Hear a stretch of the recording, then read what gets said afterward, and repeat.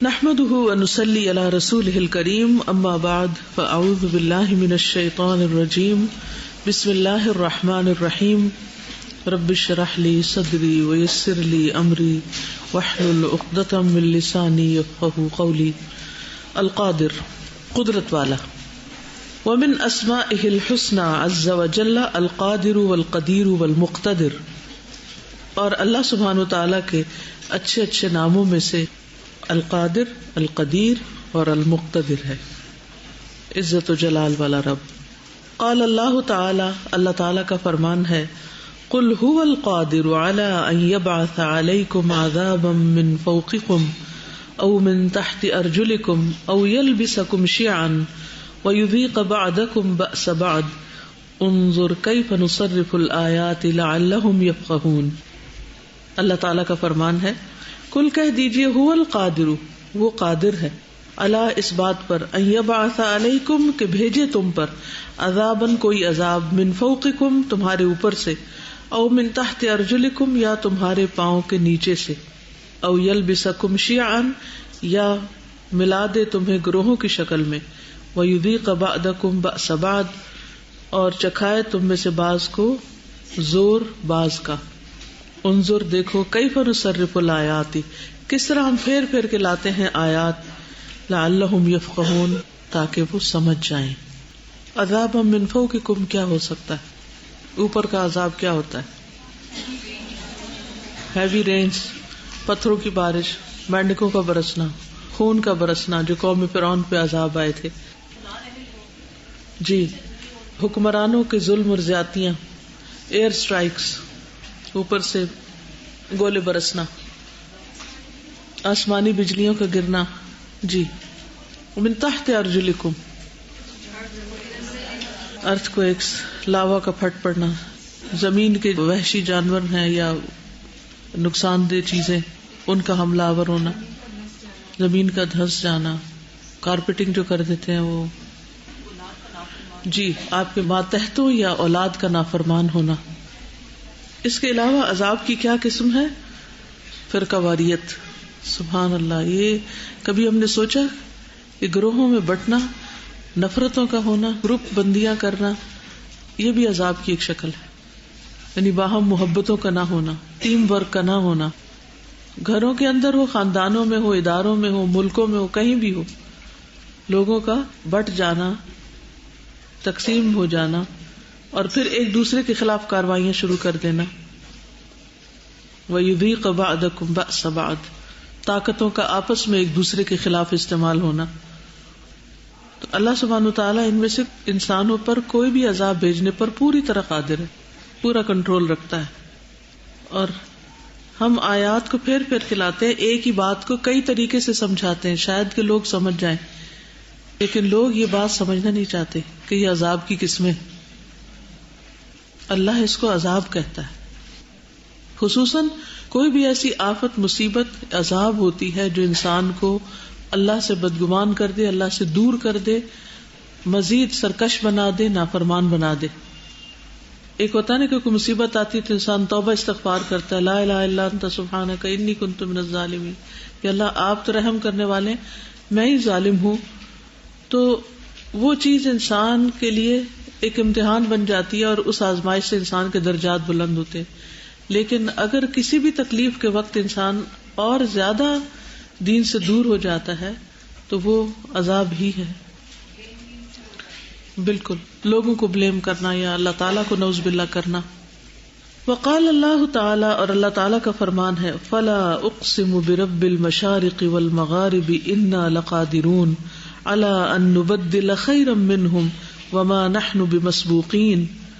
بس قسم ہے مشرقوں اور مغربوں کے رب کی. یہ جو لا ہے نا، یہ لا ہی قسمیہ ہے، ٹھیک ہے، قسم کے لیے استعمال ہوتا ہے، لا قسم. بس میں قسم کھاتا ہوں مشرقوں اور مغربوں کے رب کی، بے شک ہم البتہ قادر ہیں. کس بات پر؟ الا ان نبدل خیرا منہم، کہ ہم بدل کر ان سے بہتر لے آئیں. وما نحن بمسبوقین، اور ہم پیچھے رہنے والے نہیں، یعنی ہم سے کوئی آگے نہیں نکل سکتا. سابق اور مسبوق، سابق وہ ہوتا ہے جو ریس میں، دوڑ میں آگے نکل جائے، اور مسبوق وہ ہوتا ہے جو پیچھے رہ جائے. پیچھے چھوڑے جانے والا. اعلیٰ تبارک الذی بیدہ الملک وہو علی کل شیء قدیر. بہت بابرکت ہے وہ جس کے ہاتھ میں ساری بادشاہت ہے اور وہ ہر چیز پر پوری قدرت رکھتا ہے. قادر کے مقابلے میں قدیر مبالغے کا صیغہ ہے فعیل کے وزن پر. بہت قادر ہے. بسم اللہ الرحمن قدیر.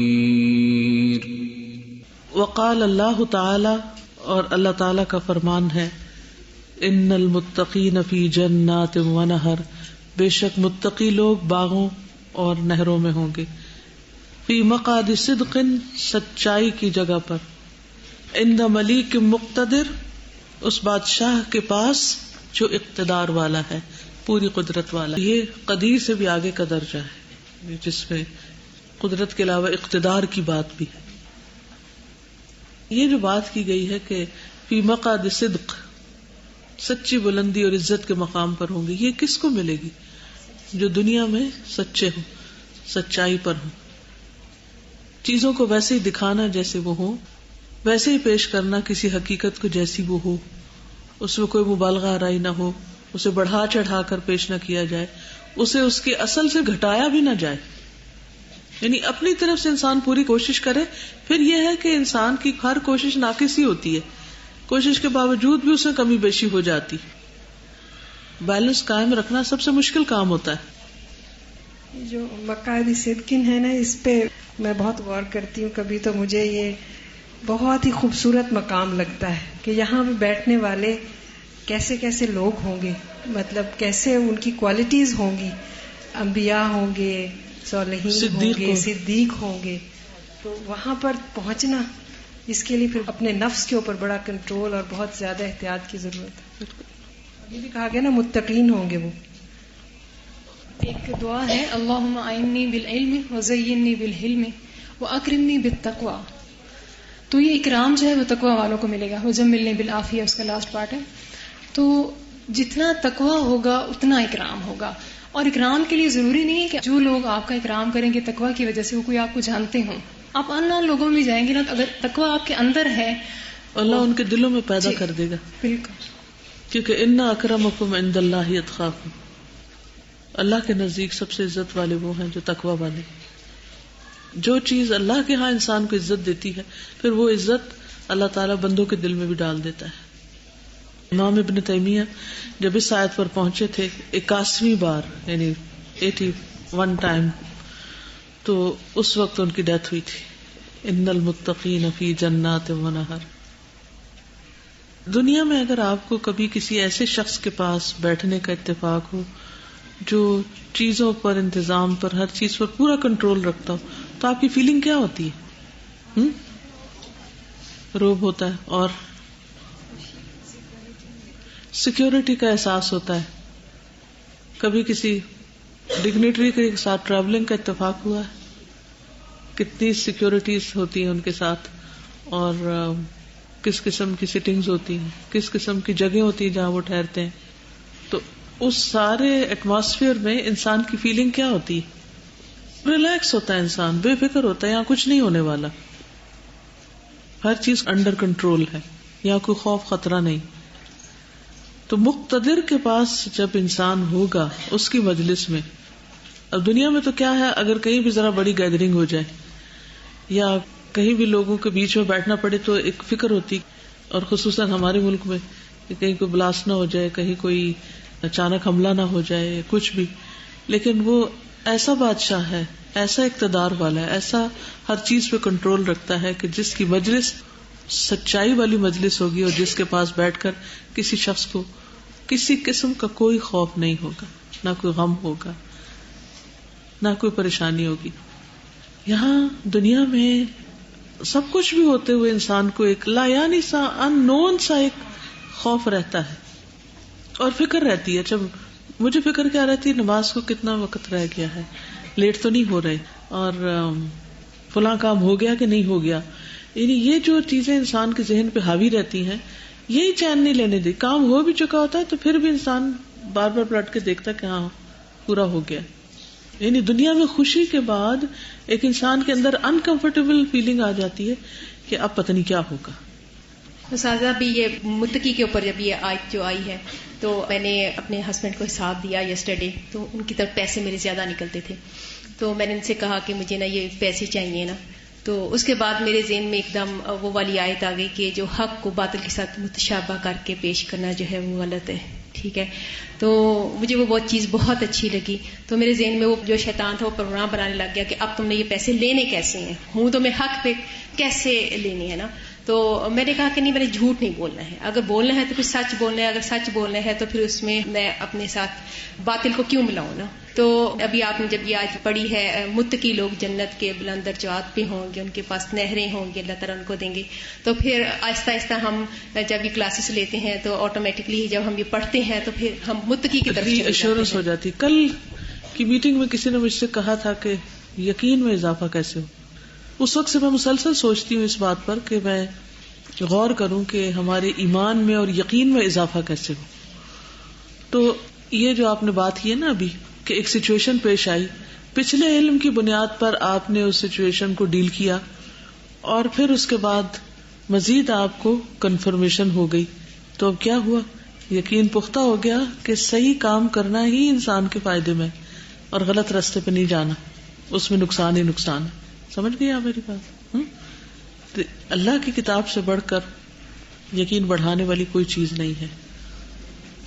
اس کے ساتھ ایک ہو رہی ہوتی ہے چیز کہ اس وقت ہم نے جو بولنا ہے یا کہنا ہے یا جو کرنا ہے اس میں کسی غلط چیز کو شامل نہیں ہونے دینا، مطلب مسلسل اپنے نفس. اور پھر اللہ تعالیٰ بڑے ہی مہربان ہے، جب ہم اپنے نفس کو کنٹرول کر کے کسی غلط چیز سے بچتے ہیں اور پھر دنیا میں اس کا فائدہ دیکھتے ہیں نا تو یقین میں اضافہ ہو جاتا ہے، جواب مل جاتا ہے.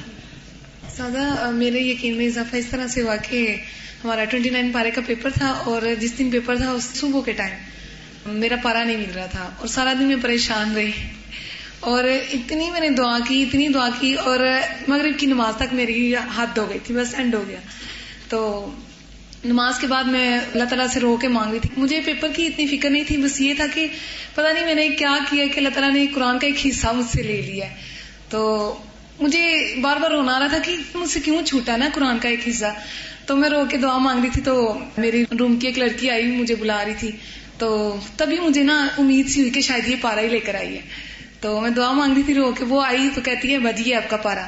تو مجھے اتنا رونا آیا اور اللہ تعالیٰ بھی اتنا پیار کیا ہے کہ صرف ہمارے مانگنے میں کمی ہوتی ہے. بالکل. بعض اوقات ہم سمجھتے ہیں کہ انعام یا خوشی ملنے سے یقین میں اضافہ ہوگا، لیکن مومنین کہتے ہیں کہ مشکلات جب پڑی تو اللہ اور رسول پہ ایمان اور یقین کی کیفیت زیادہ ہو گئی. جی. تو فزادہم ایمانا. بالکل. استاذ مجھے تو ایسے لگتا ہے جو یقین کی کیفیت ہے وہ ایمان کو اور ایمان کی کیفیت یقین کو ایک دوسرے کو بڑھاتی چلی جاتی. استاذ کئی دفعہ کیا ہوتا ہے بہت بڑی چیز آپ سے دور چلی گئی لیکن یقین کی کیفیت آپ کو پریشان نہیں ہونے دیتی. اعتماد اور کہ میرا رب مجھے ضائع نہیں کرے گا، کہ مجھے ضائع نہیں ہونے. اور کئی دفعہ ایسا ہوتا ہے کہ آپ کو پتہ نہیں ہوتا کہ آپ کو کچھ ملنا ہے اس کے بدلے میں دنیا میں، لیکن آپ کو یہ یقین ہوتا ہے کہ میرا رب کبھی برا نہیں کر سکتا. تو وہ یقین کی کیفیت ہی تو ہوتی ہے جو اکیلے بیٹھے ہوئے ایمان کو بڑھا رہی ہوتی ہے. مطلب سچویشنز لوگ پیدا کرتے ہیں اور ایمان اللہ بڑھا رہا ہوتا ہے. بالکل. تو ایمان اور یقین استاد یہی تو وہ چیز ہے جس میں ہر وقت کا اسپرچول ایک انجوائمنٹ جو انسان کر رہا ہوتا ہے. یہاں پہ رہتے ہوئے مطلب 1.5 سال ہمیں یہاں پہ ہوا ہے، مطلب پڑھتے ہوئے ہم جانے والے ہیں، 3 دن رہ گئے ہیں. تو ابھی بہت سارے خدشات جو ہیں وہ ذہن میں آتے ہیں اور بہت زیادہ پریشان بھی کرتے ہیں کہ کیا ہوگا ہمارا جا کے. یہاں پہ تو ہم غلطی کرتے ہیں تو فوراً کسی نہ کسی طریقے سے اصلاح ہو جاتی ہے. اگر ہم کسی کو نہیں بھی پتا تو اگلے دن لیکچر میں پتا چل جاتا ہے کہ ہماری یہ غلطی تھی. تو ابھی بہت زیادہ میں اس بات پہ پریشان ہو رہی تھی کہ کیا ہے، اور فوراً ہی وہ ٹاپک آئے کہ القادر اللہ تعالیٰ قادر ہے نا. اور پھر سفر کے آداب بھی ہم لوگ پڑھ رہے ہیں اور اس میں بھی کہ یہاں سے اب ہم ایک نیا سفر شروع ہو رہا ہے نا ہمارا، کہ ہم یہاں سے اللہ تعالیٰ کی حفاظت میں خود کو دے کے نکلے تو اللہ تعالیٰ جو یہاں پہ لے کے آیا تھا وہ اللہ تعالیٰ ہمیں ضائع ہونے سے بھی بچا لے گا. صرف اللہ تعالیٰ سے کانٹیکٹ کی ضرورت ہے بہت زیادہ. اور ہمیشہ یہ بات یاد رکھیں کہ نبی صلی اللہ علیہ وسلم جب دنیا سے جا رہے تھے تو انہوں نے کیا دیا تھا ہمیں، اور صحابہ اسی کو لے کے مدینہ سے نکل کھڑے ہوئے تھے. دنیا کے کونے کونے میں بکھر گئے، نئے علاقوں کے لوگ مسلمان ہو گئے. کتنے ہی لوگ آپ کے انتظار میں ہوں گے کہ آپ ان کے لیے ایک رہنمائی کا ذریعہ بنے، آپ ان کے لیے بھلائی کے راستے کا ذریعہ بنے. ایک جو چیز یقین میں اضافہ کرتی ہے وہ یہ بھی ہے کہ انسان غفلت سے باہر آئے اور جو کھیل کود ہے اس کو چھوڑے تو پھر یقین میں اس سے بھی اضافہ ہوتا ہے. جیسے آتا ہے نا قرآن میں سورہ الانبیاء میں کہ جب ان کے اوپر عذاب آئے گا پھر کہیں گے یا ویلنا انا کننا ظالمین. نہیں اس وقت کیونکہ ان کو یقین آیا نا کہ سامنے وہ چیز تھی, کیونکہ ان کی آنکھیں کھل گئیں, وہ اپنی غفلت سے بیدار ہوئے. تو یہ بہت ضروری ہے کہ ہم اپنی غفلت سے جاگیں تاکہ یقین میں اضافہ ہو. آگے چلتے ہیں. اللہ تبارک و تعالی هو القادر. اللہ تبارک و تعالی وہی, ترجمہ کرنے کی کوشش کریں, وہی قادر ہے. الذی وہ جو لہ القدرت التامۃ الشاملۃ الکاملۃ, جس کے لیے ہے قدرت پوری پوری, شامل یعنی ہر چیز کو اپنے اندر سموئے ہوئے, الکاملۃ کمپلیٹ.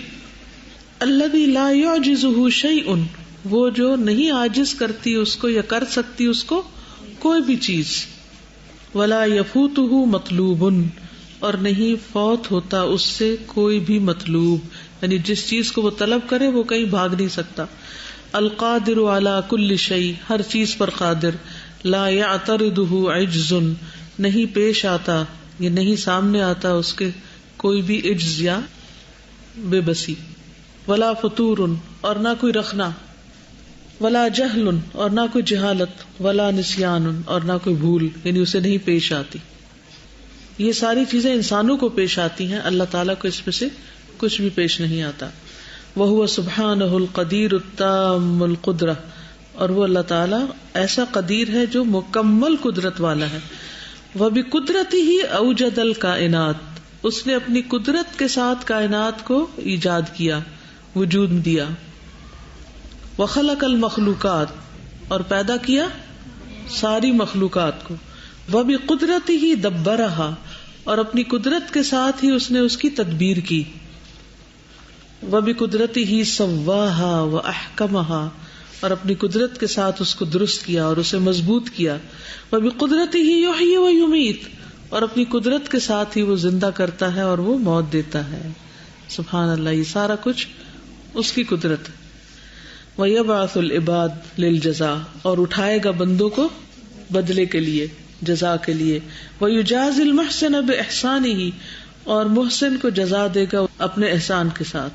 وَالْمُسِيءَ بِإِسَاءَتِهِ, اور برا کرنے والے کو اس کی برائی کے ساتھ.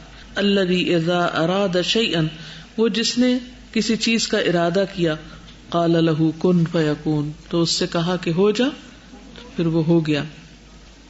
وَهُوَ سُبْحَانَهُ الْمُقْتَدِرُ التَّامُّ الْقُدْرَةُ, وہ اللہ سبحانہ وتعالی ایسا مقتدر ہے, تام القدرہ ہے, یعنی مکمل قدرت رکھنے والا ہے. الذی لا یمتنع علیہ شیء, جس پر کوئی بھی چیز مشکل نہیں, کوئی بھی چیز اس کے لیے رکاوٹ نہیں. القادر علی کل شیء, جو ہر چیز پر قادر ہے. المظہر قدرتہ, اپنی قدرت کو ظاہر کرنے والا ہے. بفعل کل شیء, ہر چیز کر کے. فلا یعجزہ شیء, نہیں عاجز کرتی اس کو کوئی چیز. علی الاطلاق, بالکل بھی, ایبسولوٹلی. وما کان اللہ لیعجزہ من شیء فی السماوات ولا فی الارض انہ کان علیما قدیرا, اور نہیں ہے اللہ ایسا کہ اسے عاجز کر سکے کوئی چیز.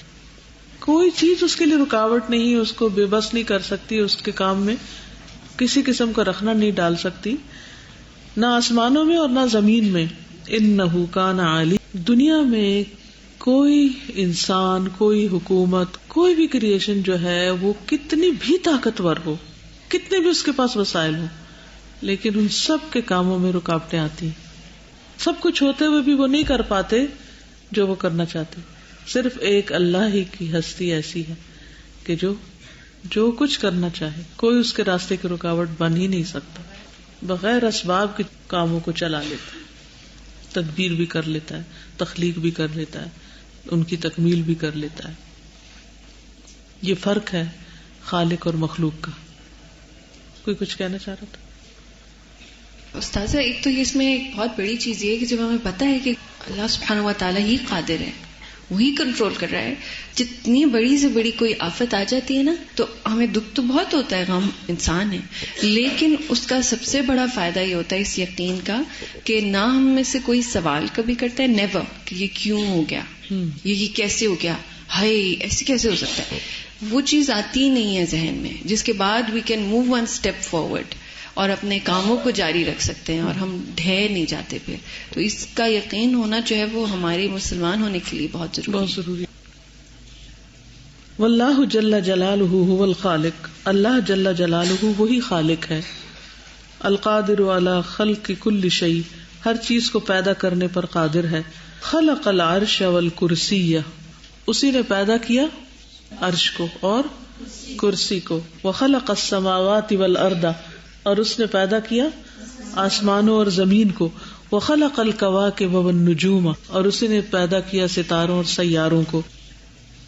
کواکب سیارے اور نجوم ستارے.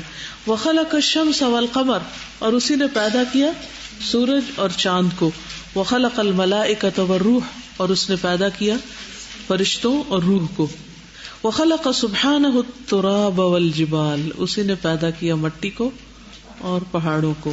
وخلق البحار والریاح، اور اسی نے پیدا کیا سمندروں کو اور ہواؤں کو. وخلق الماء والنار، اسی نے پیدا کیا پانی اور آگ کو.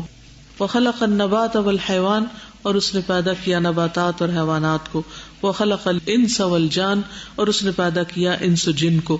وخلق کل شیء فقدرہ تقدیرا، اس نے پیدا کیا ہر چیز کو پھر تقدیر مقرر کی، اس کی تقدیر مقرر کرنا. وهذه المخلوقات العظیمۃ وغیرها مما لا يعلمه الا اللہ، اور یہ عظیم مخلوقات اور ان کے علاوہ جن کو اللہ کے سوا کوئی نہیں جانتا. ولا يمكن لأحد ان يعدها او يحصيها او يحيط بها، اور کسی ایک کے لیے بھی ممکن نہیں کہ وہ اس کو گن سکے یا ان کو شمار کر سکے یا ان کا احاطہ کر سکے، گھیر سکے ان کو. کلها دالۃ علی کمال قدرت اللہ عز وجل، یہ سب کے سب اللہ تعالی کی قدرت کاملہ پر دلیل ہیں. وما قدر اللہ حق قدرہ والارض جميعا قبضته یوم القیامۃ والسماوات مطویات بیمینہ سبحانہ وتعالی عما یشرکون، اور نہیں انہوں نے قدر کی اللہ کی جیسا کہ حق ہے اس کی قدر کرنے کا. اور زمین اس کی مٹھی میں ہوگی قیامت کے دن، اور آسمان لپیٹے ہوئے ہوں گے اس کے دائیں ہاتھ میں، پاک ہے وہ، اور بلند اس سے جو وہ شرک کرتے ہیں، یشرکون. هو الخالق، کہ اس میں سارا جو ہے کرسی اور عرش کو پیدا کیا، دو چیزوں کو اکٹھا کیا ہوا ہے نا. تو یہ میں یہ سوچ رہی ہوں کہ جو چیزیں جیسے تراب والجبال، مٹی اور پہاڑ، اس طرح کر کے نا جو بھی چیزیں اکٹھی کی ہوئی ہیں وہ ایک دوسرے کو زیر کرنے کے لیے ہیں. یعنی جیسے کہ مٹی جو ہے اور جو دریا ہیں، وہ جو ہوائیں ہیں وہ دریاؤں کو بھی سکھا دیتی ہیں، اور ماں جو ہے جو پانی جو ہے وہ آگ کو بھی بجھا دیتا ہے، اور جو حیوان ہیں وہ نبات کو کھا جاتے ہیں، سارا کچھ اس طرح. لیکن آگے بھی اتنی اچھی آیت ہے کہ والارض زمین قبضتہ، اس کی مٹھی میں سارے قید ہیں. پھر سبحانہ و تعالی سب سے وہ برتر ہے، چاہے دونوں چیزیں یا پھر ساری جو ہے موازنہ آپس میں جو کیا مل کے ایک دوسرے کو زیر کرتی بھی نہیں تو اس سے کوئی فرق نہیں پڑتا. وہ تعالی ہے، وہ خود بھی کسی کے کنٹرول میں. اللہ کو کوئی بھی کنٹرول کرنے والا، عاجز کرنے والا نہیں، پیدا ہی نہیں.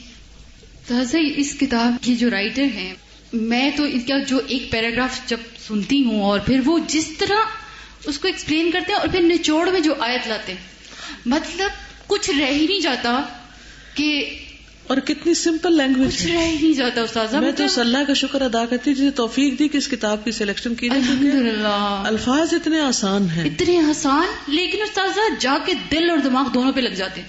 بالکل کہ تم کیا چیز ہو، شان اس رب کی اور ہم نے اس کی. وما قدر اللہ، بالکل کمال کا رائٹ. الحمدللہ. پھر میں سوچتی ہوں کہ اللہ سبحانہ و تعالیٰ ہر چیز پر قادر ہے، ہر چیز پر قادر ہے، صرف ہمیں طلب کرنے کی ضرورت ہے. جب بھی مجھے کوئی کہتا ہے نا یہ کام کیسے ہوگا، وہ کام کیسے ہوگا، میں یہ کہتی ہوں کہ وہ تو جو ہوگا سب ہوگا. تم واقعی اس کام کا ہونا چاہتے ہو؟ صرف ایک دفعہ چاہت دکھا دو اپنی، باقی کام اللہ نے کرنا ہے. اصل بات یہ چاہت ہماری نہیں ہوتی، ہم نہیں چاہتے ہوتے. ڈر اپنے اندر کا ہے، اللہ کے لیے کیا مشکل ہے، وہ تو پوری قدرت رکھتا ہے. طلب تو کرو، تڑپ تو رکھو، تمنا تو کرو کہ میں یہ کر سکوں، پھر دیکھو کیسے نہیں ہوتا. ڈرتے کس سے کہ پھر جی تو چاہتا ہے کہ شہید ہو جاؤں، سنا ہے جان سے مار دیتے ہیں. ہم میں سے کتنے لوگ اپنی شہادت کی دعا مانگتے ہیں؟ اور کس دل سے مانگتے ڈرتے ڈرتے، ہائے پھر وہ جان دینی پڑے گی. سچی بات ہے یہ. مجھے تو ڈر لگتا ہے، پتہ بھی ہے سارے اجر کا، پھر بھی ڈر لگتا ہے. ایک میری فرینڈ ہی ہے، وہ بہت زیادہ دعائیں مانگتی تھی کہ مدینہ میں میری موت آئے، مدینہ میں رہتے، لیکن کہتی ہے جب میں مدینہ گئی تو میرا تو برا حال ہو گیا. میں ہر وقت گھبرائی ہوئی اور خوف زدہ، نہ مجھے نمازیں پڑھی جائیں. بالکل صحیح. استاذہ جب کانشیسلی وہ والی فیلنگ دماغ میں آتی ہے نا کہ ویسے تو شہادت کی تو بڑی دعائیں مانگتے ہیں، لیکن جب وہ اس سینیریو کے اندر اپنے آپ کو پلیس کرتے ہیں، ایک دفعہ رات کا وقت ویسے وہ پڑھ رہے تھے کہ جی اپنے مال کی حفاظت کرتے ہوئے کسی کی ڈیتھ ہو تو شہادت ہوتی ہے. رات کا اندھیرا اور پھر لگا جیسے کوئی گھر کے اندر ہے اور پھر کھٹ پٹ، اور پھر میں اکیلی تھی بالکل بچوں کے ساتھ. ایسے دل دھڑکنا شروع ہو گیا خوف کے مارے، اور میں سوچی کہ یہ دیکھو ذرا ابھی تو بڑی اپنی طرف سے اور کنڈیاں لگا کے بند کر کے کوئی اندر نہ گھس جائے. تو یہ بہت بہت بڑی چیز ہے یہ. بالکل. تو اصل بات ہے ہماری طلب سچی نہیں ہوتی. اللہ تعالیٰ کے لیے تو کچھ بھی ہمیں دینا مشکل نہیں، اس کے راستے کی تو کوئی رکاوٹ ہے ہی نہیں. ہم میں سے اکثر لوگ کہتے ہیں ہمارا دل چاہتا ہے ہم دین کا کام کریں، ہم بڑا کام کریں، کوئی نیکی کا کام کریں، لیکن پتہ نہیں کیوں ہم سے ہو نہیں پاتا. یہ نہیں کہ اللہ نہیں کروا سکتا، اصل بات یہ کہ ہم سچے نہیں ہیں. وہ مقاصد صدق جو ہے نا، وہ سچائی کی وجہ سے وہ نصیب ہوگا.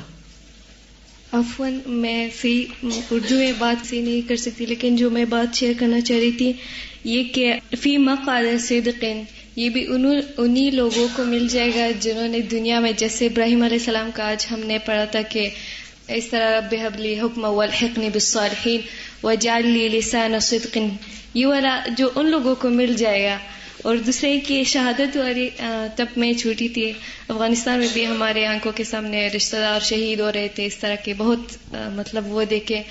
تو ایک صغیری، تو میں اس ٹائم چھوٹی تھی، تو میں اس لیے صرف شہادت مانگتی تھی کہ شہید کو غسل نہیں دیا جائے گا. تو میں ڈرتی تھی، غسل مجھے اچھا نہیں لگتا تھا، تو اس لیے میں شہادت کی دعا کرتی تھی. تو جب میں بڑی ہو گئی تھوڑی سی تو مجھے پتہ چلا کہ شہید کے کتنے وہ درجات ہوتے ہیں، اور وہ پھر اس کے بعد اب بھی الحمدللہ وہی دعا کو، تب میں بہت چھوٹی تھی، مجھے سمجھ بھی نہیں آ رہی، لیکن اسی ٹائم سے وہ شہادت کی دعا اب تک. اس میں بھی آپ دیکھیں نا کہ شہید ہوتا کون ہے؟ جو اللہ کے لیے جان دے، غسل سے بچنے کے لیے نہیں. یعنی پھر نیت کے ساتھ ہے نا، انما الاعمال بالنیات. علم کا ہونا کتنا ضروری ہے. بالکل. استاذہ بھی آپ نے بات کی کہ کس کس نے شہادت کی دعا کبھی مانگی ہے. تو جب ہم پڑھ رہے ہوتے ہیں تو بہت شوق لگتا ہے، دعا مانگتے ہیں. جب ہم عباس پور گئے تھے تو رستے میں یاسمین آنٹی میں چھوڑنے جا رہی تھی، انہوں نے ڈرائیور سے پوچھا کہ عباس پور کی مشہور چیز کیا ہے؟ تو ڈرائیور نے کہا انڈیا کے گولے. انڈیا کے گولے. انڈیا کے گولے. ہم دو لوگ جا رہے تھے اور ایک دم سے لگا ہمارا سانس رک گیا. یاسمین آنٹی نے فوراً ہمیں دیکھا اور وہ بھی تھوڑی سی پریشان ہوئی کہ بچیاں پریشان ہو گئی ہیں، تو انہوں نے ہمیں نارمل کرنے کے کہا کہ کس کس نے شہادت کی دعا مانگی تھی.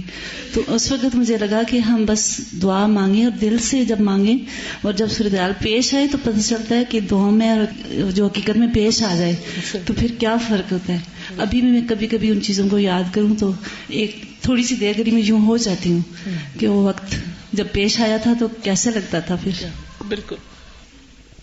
ایک تو وہ کہ جب مانگو تو وہ سچائی اور تڑپ. استاذہ میرا یہ ایکسپیرینس ہوا کہ 2 سال پہلے میرا MRI ہوا برین کا.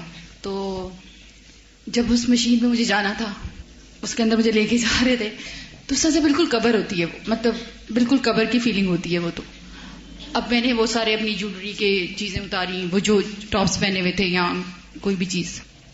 تو لٹرلی میری فیلنگز یہی تھی کہ میں اس وقت جو ہوں نا قبر میں جا رہی ہوں، اور بہت زیادہ ڈر لگ رہا تھا.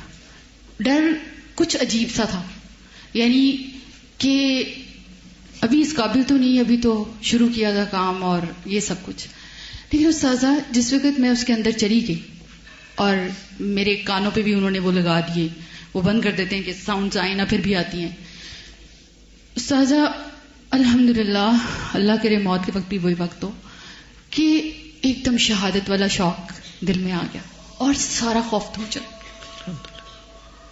اور استاذہ مجھے لگا کہ جیسے موت بھی ایسی ہی کوئی مزے کی چیز ہوگی کہ جب مجھے یقین ہو جائے گا کہ میرا اللہ مجھ سے راضی ہے، سارا خوف دور ہو گیا. اس سے پہلے مجھے رونا آ رہا تھا، غم ہو رہا تھا، پریشانی ہو رہی تھی، لیکن اس طرح یہ پتہ نہیں کہ موت کے وقت اللہ سے بس دعا ہے کہ اس وقت مومن کے لیے، مومن کی زندگی کا سب سے خوبصورت دن اس کی موت کا دن ہے انشاءاللہ، اگر اللہ راضی ہو. تو ساری زندگی اس میں لگا دے نا تاکہ وہ راضی ہو جائے، تو وہ دن سب سے خوبصورت دن بن جائے. وہ پیچھے والوں کے لیے تکلیف کا باعث ہوتا ہے، وہ جانے والے کے لیے نہیں ہوتا. وہ کہتا ہے مجھے جلدی لے چلو، جلدی لے چلو. وہ اپنی قبر کی طرف جلدی جانا چاہتا ہے. ڈر تو اپنی کوتاہیوں سے لگتا ہے. آج کل لائٹ جاتی ہے نا، جن کے گھروں میں جنریٹر بھی ہے یا کچھ اور آلٹرنیٹ انتظام بھی ہے، تب بھی لائٹ جانے کے بعد اندھیرا ضرور ہوتا ہے ایک دفعہ، چاہے چند سیکنڈ ہو یا منٹ ہو. یا جب وہ اندھیرا ہونا تو اس وقت قبر کے اندھیرے سے پناہ مانگا کرے. ایک چھوٹی سی ٹپ دے رہی ہوں، یہ قرآن و سنت میں تو نہیں کہیں لکھا ہوا، لیکن مومن ہر سچویشن سے سبق لیتا ہے اور اس سچویشن سے کچھ نہ کچھ عبرت پکڑتا ہے یا وہاں پر اس کا کوئی عمل درست ہوتا ہے. تو جب اندھیرا ہونا تو فوراً یاد کیا کریں کہ اندھیری قبر، اور پھر دعا کیا کریں کہ اللہ میری قبر روشن کر دینا. یعنی اندھیروں میں قبر کے اندھیرے یاد کیا کریں کہ وہاں بھی اسی طرح اکیلی ہوں گی اور کوئی چیز دکھائی نہیں دے گی، تو صرف وہی روشنی ہوگی جو اللہ کی طرف سے آئے گی. تو اللہ تعالیٰ اس وقت ان کو روشن کر دے. یعنی کتنے بھی کمفرٹس ہوں لیکن اندھیرے کا اپنا ایک ڈسکمفرٹ ہوتا ہے. جی، جب بھی بجلی چلی جاتی تھی نا تو فوراً کہتی تھی اللہ میری قبر میں روشنی دینا. تو وہی الحمدللہ نا، جب بھی کبھی بجلی چلی جاتی ہے تو میں فوراً یہی کہتی ہوں کہ اللہ میری قبر میں روشنی دینا. تو اس سے مجھے ویسے اتنا فرق نہیں پڑتا تھا، لیکن جیسے بھی میں سعودی عرب جب گئی تھی نا تو گاڑی میں تھے تو ایک جگہ بہت ہی اندھیری تھی، تو میرے ساختہ میرے منہ سے یہی نکل گیا نا. تو میرا بیٹا کہتا ہے امی تو بہت ڈراتی ہیں، یعنی اس سے دوسروں پر اثر ہوتا ہے کہ قبر میں اندھیرا ہوگا. تو یہ چیز ضرور، اور بے شک اونچی آواز میں انسان کہے کہ جس کو خوف نہیں اس کو بھی آئے، اس کو بھی آئے. یہی اصل میں تبلیغ ہوتی ہے.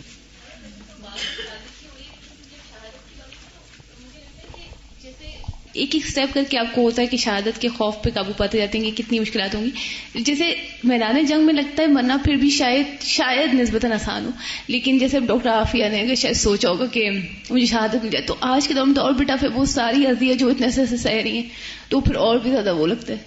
اللہ تعالیٰ ہر طرح کی آزمائشوں سے بچا کے رکھے، لیکن پھر وہی بات یاد رکھنی چاہیے کہ لا یکلف اللہ نفسا الا وسعها، جس کا ایمان جتنا زیادہ ہوتا ہے اس کا امتحان اتنا ہی ہوتا ہے. وعلیکم السلام. سادہ جیسے بھی آپ نے بات کی نا کہ جب لائٹ بند ہوتی ہے تو اس وقت قبر کے اندھیرے سے جو ہے وہ پناہ مانگا کریں، تو اس کے لیے روشنی کی دعا کیا کریں. تو میری کوشش ہوتی ہے کہ جب لائٹ بند ہونے والی ہوتی ہے یا رات کو سونے سے پہلے، تو جو فرش کے اوپر جوتے ہوتے ہیں یا بچوں کے بیگ ہوتے ہیں یا کوئی ایسی چیز جس سے بندہ اچانک، کسی دوسرے کو تو نہیں پتا جو ہم سے پہلے سو گیا ہے کہ میں نے اٹھ کے اگر پانی پینے جانا ہے یا واش روم جانا ہے، یا کوئی ایسا بیمار ہے یا بوڑھا بندہ ہے اس کو تو نہیں پتا کہ راستے میں کیا کیا چیزیں پڑی. تو میری کوشش ہوتی ہے کہ میں ان سب چیزوں کو ایک سائڈ پہ اس طرح سے کر دوں کہ جب وہ اٹھیں یا اندھیرے میں بھی چلیں تو وہ گر نہ جائیں کہیں. تو جیسے ابھی شہادت کی بات ہوئی تو اسی طرح 99 میں میرے نند کے میاں ہیں، تو وہ ہمارے گھر آئے تھے. ان کی پوسٹنگ جو تھی کارگل میں تھی، تو اس وقت کسی کو بھی نہیں پتا تھا کہ جنگ جو ہے وہاں پہ جاری ہے، ہمیں بھی نہیں پتا تھا. تو جب میں نے ان کی بات سنی کہ ان کی ٹرانسفر کارگل میں ہو گئی، تو مجھے ہر وقت ذہن میں ایک خدشہ تھا اور بہت پکا تھا کہ انہوں نے شہید ہو جانا ہے. اور وہ میرے سامنے بیٹھے پانی پی رہے ہوتے تھے، میں نماز پڑھ رہی تھی، تو میں کہتی تھی یا رب العالمین، میرے ذہن میں یہ کیوں خیال آتا ہے کہ یہ شخص میرے سامنے بیٹھا اور اس نے شہید ہو جانا ہے. بار بار میرے ذہن میں وہی خیالات آ رہے تھے. تو میری نند ہمارے گھر میں آئی تھی کراچی میں، تو ان کے بیٹی پیدا ہوئی اور ماشاءاللہ وہ بھی 1 مہینے کی تھی. اس کے بعد وہ چلے گئے نا، اور جانے سے پہلے میں نے معافی بھی مانگی نا. تو اس کے بعد ابھی میری نند کے ہاتھ میں اس کا ٹکٹ تھا کہ اس نے اسکردو چلے جانا ہے نا. تو فون آیا کہ نا جواد جو ہے نا وہ بہت زیادہ زخمی ہو گئے ہیں اور آپ اپنا فیصلہ باد چلے جائیں. لیکن وہ تھوڑی دیر بعد پھر میں نے اپنے ہسبینڈ کو اشارہ کیا کہ یہ خبر جو ہے نا وہ اچھی نہیں ہے، جو انہوں نے کہا کہ آپ اپنے گھر چلی جائیں نا، فیصلہ باد چلی جائیں. اور اس کے بعد ان کو خبر آئی کہ وہ شہید ہو گئے ہیں. تو اس کے بعد ماشاءاللہ میری جو نند تھی انہوں نے BDS کیا، ڈاکٹر بنی، ماشاءاللہ 2 بچے ہیں ان کے، اور آج ان کی اپنی بڑی زبردست پریکٹس بھی ہے اور ہائر اسٹڈیز کے لیے کبھی انگلینڈ چلی جاتی ہیں اور کبھی کہیں. تو وہ ایک دم پازیٹیو سینس میں چینج ہوئی نا، انہوں نے اپنے آپ کو پازیٹیو کر کے، تو ماشاءاللہ ہم نے اپنے ہی گھر میں میں نے مثال استعمال کر لیا. جی بالکل نا، اور وہ ماشاءاللہ پازیٹیولی چینج ہوئی. تو ہمارے اندر بھی ایک پازیٹیو چینج آئی کہ دیکھو یہ اتنی اچھی ہوگی، ہم کیوں نہیں ہو سکتے. فسبحان العظیم کامل العظمہ القوی کامل القوہ القادر کامل القدرہ الذي خلق السماوات والارض وخلق الدنيا والآخرہ وهو على كل شيء قدیر. پس پاک ہے وہ عظیم رب جو کامل العظمہ ہے، کامل عظمت والا، القوی ایسا قوت والا جو کامل القوہ جس کی قوت کامل ہے، القادر کامل القدرہ ایسا قادر جس کی قدرت کامل ہے، الذی جس نے خلق السماوات والارض آسمان اور زمین پیدا کیے، وخلق الدنیا والآخرہ دنیا اور آخرت پیدا کیے، وہو علی کل شیء قدیر اور وہ ہر چیز پر قادر ہے. وکل ما خلقہ اللہ فہو احسان الی عبادہ ہر وہ چیز جسے اللہ نے پیدا کیا وہ اس کے بندوں پر احسان ہے. ولہذا کان اللہ مستحقا للحمد اسی وجہ سے اللہ تعالی حمد کا مستحق ہے، علی کل حال ہر حال میں. وکل المخلوقات اور ساری مخلوقات التی خلقها اللہ عز وجل جن کو اللہ نے پیدا کیا، ہی من آلائہ وہ اس کی نعمتوں میں سے ہیں. والآلاء ہی النعم اور آلاء جو ہیں وہ دراصل نعمتیں ہیں. والنعم کلها من آیاتہ اور نعمتیں ساری کی ساری اس کی نشانیاں ہیں. من آیاتہ الدالۃ علی ذاتہ المقدسہ ووحدانیتہ وکمال علمہ وقدرتہ جو دلیل ہیں اس کی مقدس ذات پر، اس کی وحدانیت پر اور اس کے علم اور قدرت کے کمال پر. وفیہا منافع لعبادہ اس میں منفعت ہیں، فائدے ہیں اس کے بندوں کے لیے.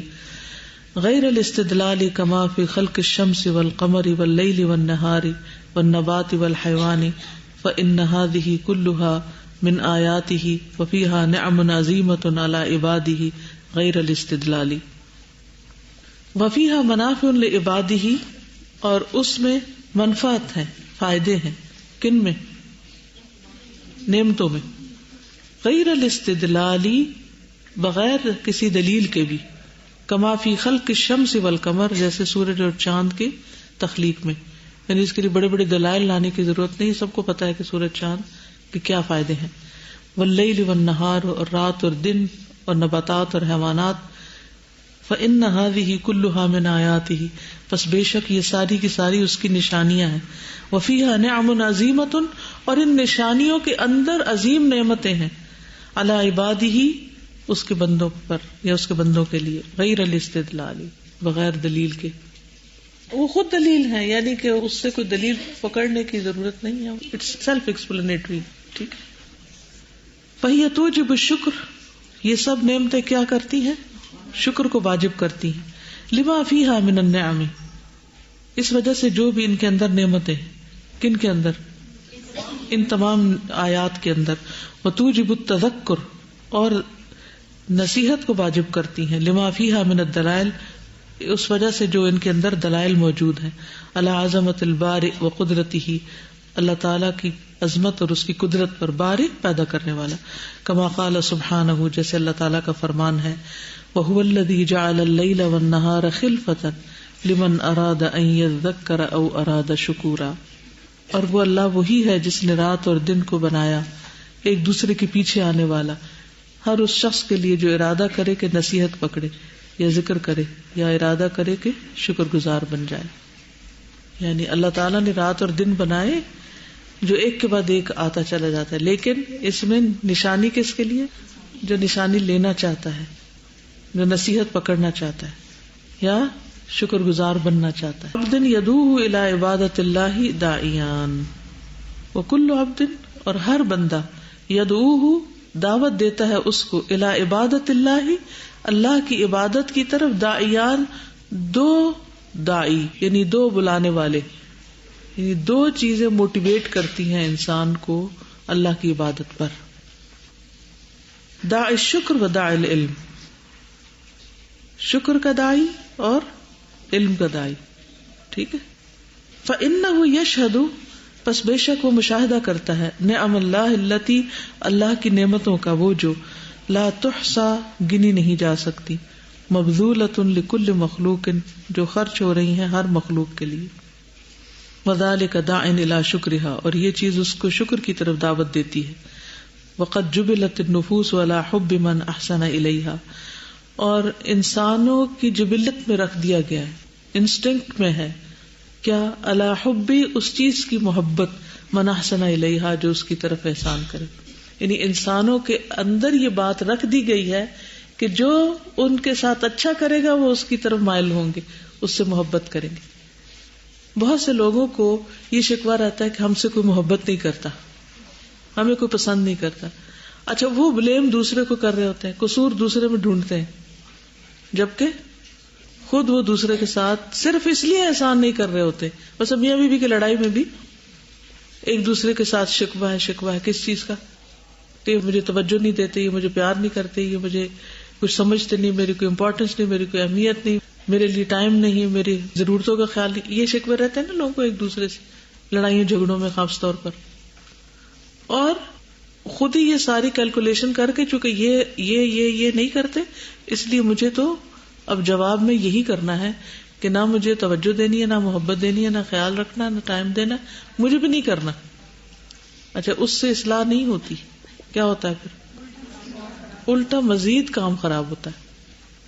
کیونکہ بعض اوقات دوسرے بندے کو یہ پتہ ہی نہیں ہوتا کہ آپ جناب ناراض کس بات پہ ہیں. آپ خود ہی سوچ لیتے، خود ہی رو لیتے اور خود ہی ریٹیلیٹ کرنے لگتے ہیں. بہت ان احساسات کا خیال رکھتے ہیں، وہ آٹومیٹک توقع رکھنے لگتے ہیں اور وہ اسی لیول کی توقع رکھنے لگتے ہیں، یہ دیکھے جتنا وہ خود کرتے ہیں کہ دوسرے کا اظہار کا انداز کچھ اور ہے. بالکل. تو یہ جملہ جو ہے نا سونے کے پانی سے لکھنے والا ہے، وَقَدْ جُبِلَتِ النُّفُوسُ عَلَى حُبِّ مَنْ أَحْسَنَ إِلَيْهَا. اللہ نے فطرت میں رکھ دیا بندوں کے کہ جو ان کے ساتھ احسان کرے گا اس کی طرف مائل ہوں گے. بچوں کو آپ دیکھیں، پرندوں چرندوں کو آپ دیکھیں، بلی کتے کو دیکھیں، وہی بلی ہوتی ہے، ایک کی گود میں جا بیٹھتی ہے اور دوسرے سے بھاگتی ہے. فرق کس چیز کا؟ ہاں بالکل بالکل بالکل. انہی کی شکل بگڑ جاتی ہے، ہمیں دیکھنے میں تکلیف ہوتی ہے. پھر I was just thinking about Al-Huda, مطلب ماشاءاللہ جس طرح سے ہماری اتنی بڑی بلڈنگ ہے and we are all working ماشاءاللہ here، تو میں سوچ رہی تھی کہ اگر ہم لوگ مطلب پوری خلوص کے ساتھ میں محبت کر کے لوگوں کو ویلکم کریں نا، بس تو یہ چیز جو بیسک ہے، یعنی سم ٹائم آپ کو کوئی جگہ اتنی اچھی نہیں لگتی، نہ ہی اس میں کوئی اتنی اٹریکشن، نہ کوئی بہت ٹائلز اینڈ ایوری تھنگ، آپ لوگوں کی محبت اور ان کے ویلکمنگ ایٹیٹیوڈ کی وجہ سے دوڑے آتے ہیں. اس نفسیات کو اگر انسان سمجھ جائے تو دین کی دعوت دینا کتنا آسان ہو جائے. واللہ تعالی هو المنعم المحسن، اور اللہ انعام دینے والا ہے، انعام کرنے والا، نعمتیں دینے والا ہے، احسان کرنے والا ہے. الذی کل ما بالعباد من نعمت فمنہ وحدہ لا شریک لہ. بندوں کے پاس کوئی بھی جو نعمت ہے وہ اکیلے اسی کی طرف سے ہے جس کا کوئی شریک نہیں. ویشہد کذالک کمال قدرت اللہ وعظمتہ وجلالہ وکبریائہ، اور انسان مشاہدہ کرتا ہے اللہ کی کمال قدرت، عظمت، اس کے جلال اور کبریائی کا. فینشأ من ھذا التعظیم للہ، یہاں سے اللہ کی تعظیم پیدا ہوتی ہے. ومن ذاک الشکر لہ، اور یہیں سے اس کا شکر پیدا ہوتا ہے. ومحبتہ والذل لہ، محبت اور اس کے آگے جھکنا. وہذہ ہی العبودیہ، اور یہی شکر، محبت، ذل، یہی عبودیت ہے. الذی اراد اللہ من عبادہ، جو اللہ نے اپنے بندوں سے چاہی ہے. وخلقہم من اجلہا، اور ان کو پیدا بھی اسی کام کے لیے کیا ہے کہ وہ اس کی نعمتیں پہچانے اور اس کے آگے جھک جائیں. کما قال سبحانہ، جیسے اللہ تعالیٰ کا فرمان ہے، وما خلقت الجن والانس الا لیعبدون، کہ میں نے جن و انس کو اپنی عبادت کے لیے پیدا کیا ہے. فوا عجبا، تعجب، کیف یعصى من ھذا خلقہ، کیسے اس کی نافرمانی کی جاتی جس کی یہ تخلیق ہے. وھذا احسانہ، اور یہ احسان. وھذی قدرتہ، اور یہ اس کی قدرت. یعنی جو رب اتنی قدرت والا ہو، اتنے احسانات کرنے والا ہو، پھر اس کی نافرمانی کیسے ہو سکتی ہے. وکیف لا یشکر، اور کس طرح شکر ادا نہیں کیا جا سکتا. وھذا فضلہ وانعامہ واحسانہ لعموم عبادہ، جبکہ اس کا یہ فضل اور اس کا انعام اور احسان اس کے سارے بندوں کے لیے ہے. وکیف لا یعبد ویطاع، اور کس طرح اس کی عبادت نہ کی جائے اور اطاعت نہ کی جائے. وہو الکبیر الذی بیدہ الملک، اور وہ بڑا عظیم وہ ہے جس کے ہاتھ میں ساری بادشاہت ہے. وَلَهُ الْكَمَالُ وَالْجَلَالُ وَالْجَمَالُ وَلَهُ الْكِبْرِيَاءُ فی السماوات والارض، اسی کے لیے کمال اور جلال اور جمال، اور اسی کے لیے ہے بڑائی آسمانوں اور زمین میں. وما قدر اللہ حق قدرہ والارض جميعا قبضته يوم القيامة والسماوات مطويات بيمينه سبحانه وتعالى عما يشركون. انہوں نے قدر ہی نہیں کی اللہ کی جیسے حق ہے اس کی قدر کا، اور زمین ساری کی ساری اس کی مٹھی میں ہوگی قیامت کے دن. یعنی ایسا اقتدار والا ہے، ایسا کنٹرول کرنے والا ہے، ایسی قدرت والا ہے. اور آسمان اس کے دائیں ہاتھ میں لپٹے ہوئے ہوں گے، پاک ہے وہ اور بہت بلند اس سے جو وہ شرک. سبحانک اللہم و بحمدک اشہد ان لا الہ الا انت استغفرک و اتوب الیک. السلام علیکم و رحمۃ اللہ وبرکاتہ.